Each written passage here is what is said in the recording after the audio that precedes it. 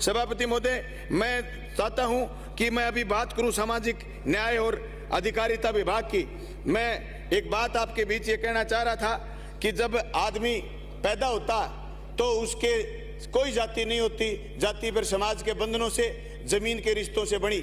मैं बात करूं गंगानगर हनुमानगढ़ की, तो आप हनुमानगढ़ कलेक्टर भी रहे, आपने देखा होगा जहां पानी आ गया, जहां सिंचाई पानी आ गया, वहां जातिवाद ऑटोमेटिक खत्म हो गया।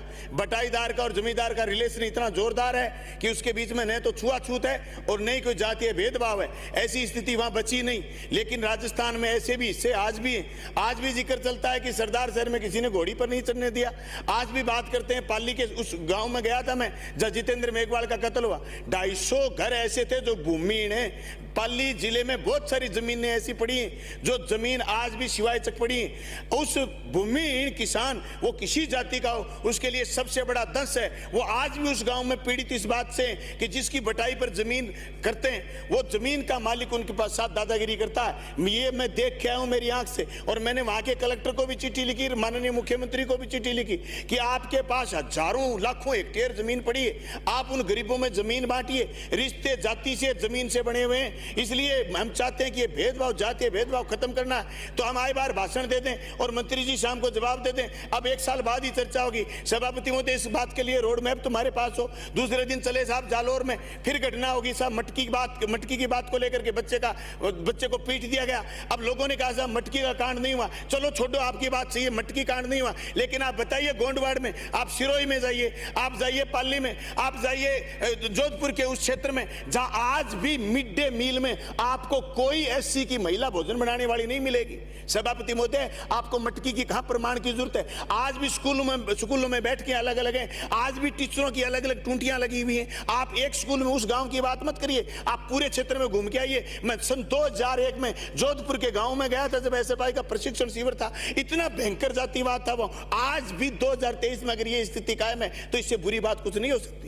हम आप पालनहार चला लिए, आप अनुप्रति योजना चला लीजिए, लेकिन एक आईपीएस बने हुए दुल्हे को घोड़ी पर चढ़ने के लिए अगर पुलिस का सहारा लेना पड़ेगा, समाज किधर जा रहा है? सभापति महोदय, आप इस बाबा साहब भीमराव अंबेडकर द्वारा बनाए हुए संविधान में आप असमानता खत्म करने की बात कर रहे हैं, आप समाजवादी मॉडल की बात कर रहे हैं, आप लोकतंत्र की बात कर रहे हैं, लेकिन समाज में जिस तरीके से आज भी जातीय वैमनस्य, जातीय भेदभाव, जिस तरीके का सामंतवाद कायम है, ये हमारे मुंह पर कालिक है। चाहे उदयपुर की घटना हो, चाहे भरतपुर की घटना हो। उदयपुर की घटना भी इतनी निंदनीय है कि एक आदमी को कैसे कोई कत्ल कर सकता है, और भरतपुर में कैसे कोई लोगों को जिंदा जला सकता है। ये इतनी बड़ी घटना है जो समाज में हजार आपकी उपलब्धियों को 1 सेकंड में नीचे ला करके छोड़ देते हैं। आप दुनिया के पैमाने पर जब काउंट करे जाते हो तो ये करे जाते हो कि आपका समाज घृणित है, आपके समाज में ऊंच नीच है, आपके समाज में भेदभाव है, आपके समाज में महिलाओं के प्रति भेदभाव है, आपके समाज में दलित के प्रति भेदभाव है। ये चीजें हमें पीछे ले जाती हैं। जब हम दुनिया के डेस्क पर आए, हम कहते हैं हम दुनिया के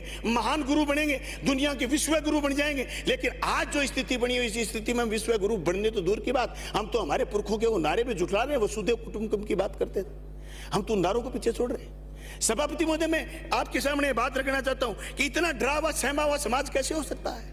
आप इतने सहमे हुए एससी के लोगों, अभी आप सदन में देख लीजिए, आज जिस मुद्दे पर डिबेट है, ये तो राज्यसभा पर साथ रख लिया आपने, नहीं तो मेरे तो ये पांचवी बजट सत्र चल रहा है। जिस दिन इस मुद्दे पर डिबेट होती है तो हमारे बहुत सारे लोग गायब हो जाते हैं, इसलिए कि आज भी हमें लगाव नहीं इस बात का। ये हमारी आत्मालोचना है सभापति महोदय, किसी को एक दल को दूसरे दल को नीचे दिखाने की बात नहीं।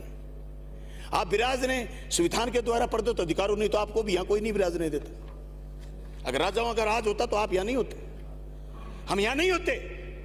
लेकिन इसको तेजी से बराबरी पर लाने के लिए रोड मैप तैयार करना होगा। आप योजना 1000 करोड़ लगा दीजिए। आपने आज तक टीएसपी क्षेत्र में काम करा है, इतने रुपए अगर आप नगद दे देते तो वो लोग चांदी के हो जाते, लेकिन कहां हैं? आज भी दलितों में यह स्थिति है, अनुसूचित जाति में यह स्थिति है। 26-26 किलो की महिलाएं हैं, बच्चे आज भी कुपोषित हैं। सभापति महोदय, आज भी आदिवासी क्षेत्र में, वन क्षेत्र में आज भी बच्चों की मृत्यु दर है, जो मृत्यु दर आप सपोज नहीं कर सकते। अकेले राजस्थान की नहीं, पूरे की पूरे वनवासी क्षेत्र में, पूरे आदिवासी क्षेत्रों में बच्चों की मृत्यु दर है। आज भी मनुष्य कुपोषण का शिकार है।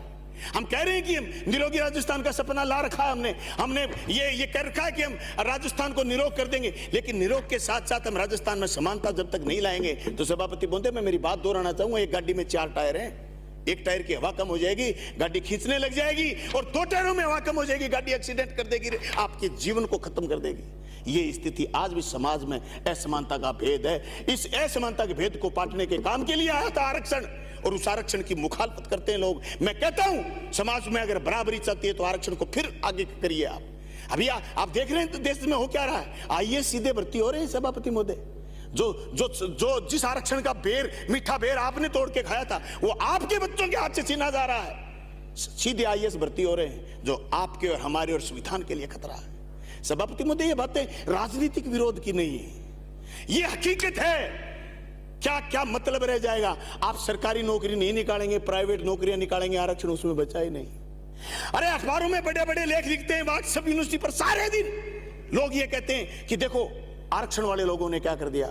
सभापति महोदय, जिन आरक्षण के लोगों को भी बराबरी का दर्जा मिला और मौका मिला, उन लोगों ने भी अच्छा करने का प्रयास करा है। इसलिए हम चाहते हैं कि सामाजिक न्याय की बात हो, भेदभाव खत्म हो, असमानता दूर हो, अस्पृश्यता दूर हो, और संविधान में प्रदत्त हमारे अधिकारों का हम ढंग से पालन करें, सरकार इस बात पर खर्चा करे। उच्च शिक्षा में स्थिति क्या है सभापति महोदय? आपने 12वीं तक के स्कूल खूब कर्मोन्नत करे। आपने 12वीं, सभापति महोदय 2-3 मिनट का वक्त दीजिए, 12वीं तक के स्कूल आपने कर्मोन्नत करे। उच्च शिक्षा में क्या स्थिति है? एससी एसटी की क्या स्थिति है? आप एसटीसी के कॉलेज में जाइए, बीएड के कॉलेज में जाइए, आप एमए में जाइए, आप पीएचडी में जाइए, आप नेट में जाइए, आप जहां भी जाओ, स्कॉलरशिप कितने विद्यार्थी एससी एसटी की स्कॉलरशिप ले पा रहे हैं? ही नहीं सर साहब। आप रिजल्ट उठा के देखिए, उच्च शिक्षा से गायब होते जा रहे हैं साहब। आप देखिए, एक साथी ने इधर से भी जोरदार बात कही, आप डॉक्टर, कितने बच्चे बन रहे हैं आपके डॉक्टर? सभापति महोदय, इन बातों पर गौर करने की जरूरत है। कोरे अपने भाषणों से काम नहीं चलने वाला।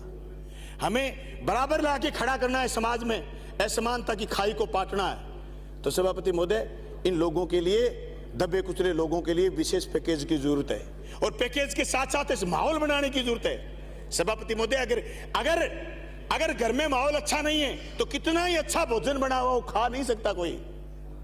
घर में कितने अच्छा भोजन बना हो, कोई जीव नहीं सकता अगर घर में माहौल अच्छा नहीं है। माहौल अच्छा नहीं है सभापति महोदय, समाज में कटुता, बेमनस्य बढ़ रहा, एक दूसरे को देख करके लोग नफरत करने लगे। ये हमारे हिंदुस्तान की संस्कृति नहीं थी सभापति महोदय।